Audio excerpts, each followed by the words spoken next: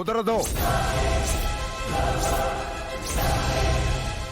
ఓ రామయ్యకు శిక్ష పడితే గాని ఈ రామబ్రహ్మానికి మనశ్శాంతి ఉండదు. రామబ్రహ్మం, నీకెలా చెప్పాలో అర్థం కావడం లేదు. నేను తప్పు చేసుండొచ్చు, లేదా మీ అక్కని మోసం చేసుండొచ్చు. కానీ మనుషుల ప్రాణాలు తీసేంత దుర్మార్గుణ్ణి కాను.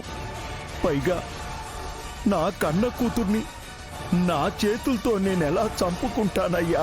హే, నీ కళ్ళబొల్లి మాటలు నమ్మి నీ కన్నీళ్లకు కరిగిపోయి కేసు విత్డ్రా చేసుకుంటాను అనుకుంటున్నావేమో. అది జన్మకు జరగదు. లాయర్ భరద్వాజ గారు రంగంలోకి దిగారు అనగానే స్టేట్లో ఉన్న ఏ ఒక్క లాయరు నీ కేసు వాదించడానికి ముందుకు రాలేదు. అప్పుడే నీకు శిక్ష కన్ఫర్మ్ అయింది. ఇంకా చూస్తూ ఉండో, ఇంకా సేపట్లో నీకు యావజ్జీవ కారాగార శిక్ష పడటం ఖాయం. లాయర్ గారు పదండి. రామయ్య గారు, ఎవరు నమ్మినా నమ్మకపోయినా మీ మాటలు నేను నమ్ముతున్నాను. ఎవరు మీ పక్కన ఉన్నా లేకపోయినా ఈ కేసు విషయంలో మాత్రం నేను మీ పక్కనే ఉంటాను. మీరు నిర్దోషిగా తిరిగి వచ్చేంత వరకు నేను పోరాడతాను. చాలు జానకమ్మ గారు, ఈ ఒక్క మాట చాలు. నేను నిర్దోషిగా తిరిగొచ్చినంత ఆనందంగా ఉంది. మీ ఫ్యామిలీ పంచాయతీలు అయిపోయినట్టేనా? కోర్టు టైం అవుతుంది, తీసుకురండి రా. Excuse me sir. చెప్పండి సార్. మొన్న సాక్ష్యం చెప్పిన విట్నెస్ వచ్చాడా?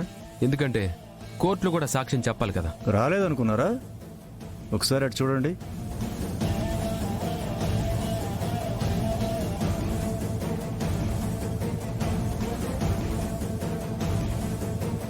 చూస్తున్నావు కదా, సాటిస్ఫైయా? ఇంకాసేపట్లో మీ తాతయ్యే మర్డర్ చేయించాడని కోర్టులో సాక్ష్యం చెప్పనీకి వచ్చిండు. నువ్వేమో ఏదో దోస్తుగా రాలేదన్నట్టు అడుగుతున్నావు. మీరేందో మీ లెక్కలేందో ఎవ్వరికీ అర్థం కావు. తీసుకురండి. మిలార్డ్, ముందుగా సాక్షిని విచారించడానికి అనుమతినివ్వాల్సిందిగా కోర్టు వారిని కోరుకుంటున్నాను. Yes, permission granted. Thank you milord. నీ పేరు? సత్తయ్య సార్. అక్కడున్న రామయ్య గారు నీకెన్నాళ్ళుగా తెలుసు?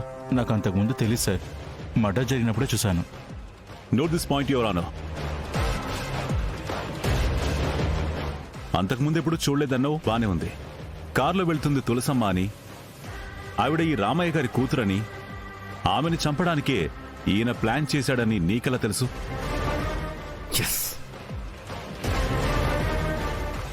అంటే అది చెప్పాలి సత్తయ్య.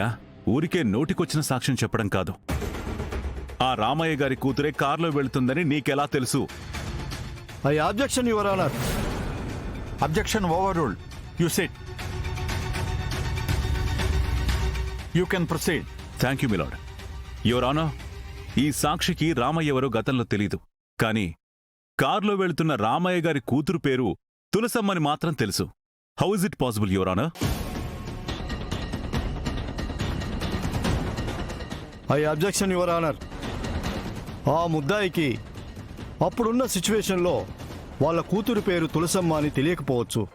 ఆ తర్వాత పేపర్లో, టీవీలో వచ్చిన న్యూస్ల వల్ల ఆ చనిపోయిన ఆవిడ తులసమ్మే అని, ఆమె రామయ్య గారి కూతురే అని తెలిసే అవకాశం ఉంది కదా. Yes, I agree with your opinion mister Bharadwaj. కాకపోతే ఆ విషయం చెప్పాల్సింది మీరు కాదు, సాక్షి.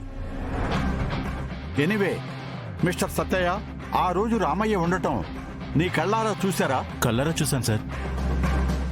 సత్తయ్య, నీకు నువ్వు వెళ్ళొచ్చు. ఆ రోజు ఏం ఫంక్షన్ జరిగిందో చెప్పగలరా? ఆ రోజు నా కొడుకులు, కోడళ్ళు నాకు మా ఆయనకి షష్ఠి పూర్తి మహోత్సవం జరిపించారు. ఐసి, అప్పుడు రామయ్య గారు అక్కడే ఉన్నారా?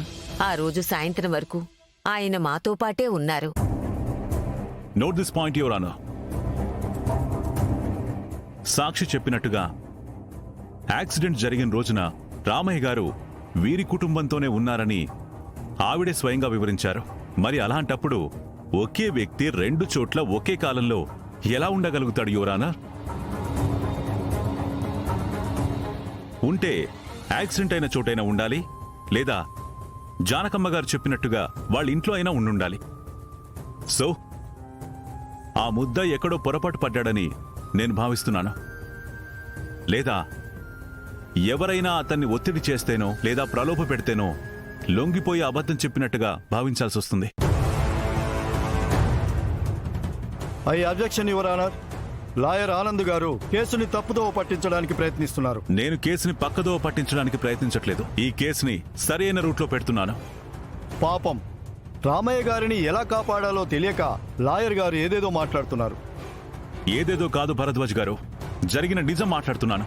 మిలాడ్, ఒక సాక్షి నేరం జరిగిన చోట రామయ్యను చూశాను అని చెప్పాడు. మరో సాక్షి నేరం జరిగిన సమయానికి ఆయన మాతో పాటు ఉన్నాడు అని సాక్ష్యం చెప్పారు. ఈ రెండిట్లో ఏది నిజమో ఏది అబద్ధమో కోర్టు వారే తేల్చాలి.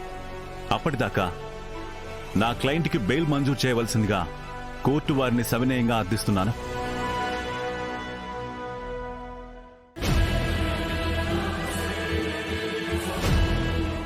ఇరువురు లాయర్ల వాదనలు విన్నపిమ్మట లాయర్ ఆనంద్ గారి వాదనతో కోర్టు ఏకీభవిస్తూ నేరారోపణ ఎదుర్కొంటున్న రామయ్య గారికి షరతులతో కూడిన బెయిల్